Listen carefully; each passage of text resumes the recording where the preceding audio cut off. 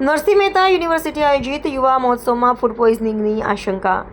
ખંભાળિયાના આહિર કન્યા છાત્રાલય ખાતે નરસિંહ મહેતા યુનિવર્સિટી દ્વારા આયોજિત આંતર કોલેજ યુવા મહોત્સવમાં ફૂડ પોઈઝનિંગની આશંકા સેવાઈ રહી છે. 2 દિવસીય કાર્યક્રમમાં ભાગ લેવા આવેલા હજારો વિદ્યાર્થીઓમાંથી અંદાજે 50થી વધુ વિદ્યાર્થીઓને ચક્કર આવવા, ઉલટી થવી અને બેભાન થવા જેવા લક્ષણો જણાતા તેમને તાત્કાલિક ખંભાળિયા સિવિલ હોસ્પિટલ ખસેડવામાં આવ્યા હતા.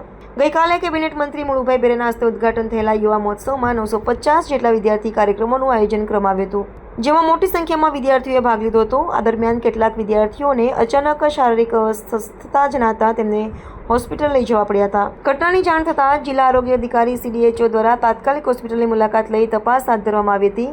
હાલ ફૂડ પોઈઝનિંગની શક્યતાને ધ્યાનમાં રાખીને ફૂડ પોઈઝનિંગ ડિપાર્ટમેન્ટને ખાદ્ય પદાર્થોના સેમ્પલ લેવા માટે સૂચના આપવામાં આવી છે. ડોક્ટરોના જણાવ્યા મુજબ આ ફૂડ પોઈઝનિંગનો કેસ છે કે કેમ તે સેમ્પલના રિપોર્ટ આવ્યા બાદ જ કહી શકાશે. હાલ તો વિદ્યાર્થીઓની સ્થિતિ સ્થિર હોવાનું જાણવા મળ્યું છે. આ ઘટના અંગે વધુ તપાસ ચાલી રહી છે.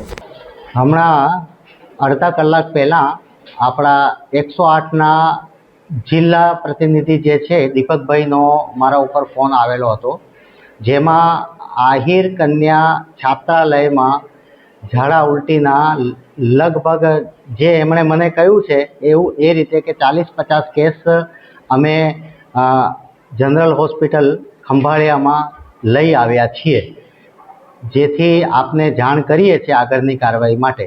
તાત્કાલિક એ સાંભળીને મેં ગાડી મંગાવી અને હું તાત્કાલિક જનરલ હોસ્પિટલમાં આવ્યો છું. બધી જ પરિસ્થિતિ જોયા પછી મેં જાણ્યું કે એવી કોઈ ગંભીર પરિસ્થિતિ લાગતી નથી, છતાં નાના મોટા જે સિમ્ટમ્સના લીધે 28 કેસ કાઢવામાં આવેલા છે, જેમાં 1-2 જણને બાટલો પણ ચડાયો છે.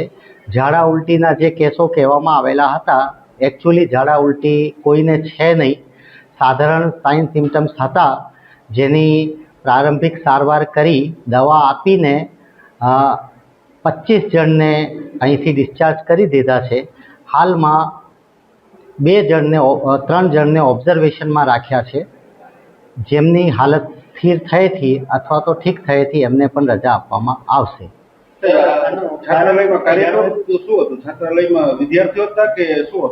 છાત્રાલયમાં વિદ્યાર્થીઓ જ હતા અને કોઈ કાર્યક્રમ બાબતે જ વાત કરતા હતા. મેં ટ્રસ્ટીથી બહુ ડિટેલમાં વાત નથી કરી હમણાં, પણ અમે હિસ્ટ્રી લઈશું અને ફૂડ એન્ડ ડ્રગ ઇન્સ્પેક્ટર જે અત્રેના છે એમને અમે ફોન કર્યું છે, જે જામનગર રહે છે, એમનો હેડક્વાર્ટર જામનગર છે, એ આવી જાય છે થોડી વારમાં અને છાત્રાલયમાં જે કંઈ આપણે એપિડેમિકને લગતી કામગીરી કરવાની થાય છે, પાણીના સેમ્પલ્સ છે, ફૂડના સેમ્પલ્સ છે, સાફ સફાઈ બાબતે, અને અમારી પણ ટીમ જશે, અમારા એપિડેમિક મેડિકલ ઓફિસર પણ છાત્રાલયની મુલાકાત લેશે.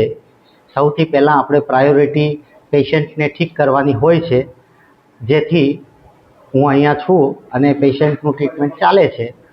અને હાલમાં એવી કોઈ ગંભીર પરિસ્થિતિ કોઈ બાળકની છે નહીં, અથવા તો કોઈ મૃત્યુ થયેલ નથી, અથવા તો કોઈને અહીંથી રિફર કરવામાં આવેલા નથી.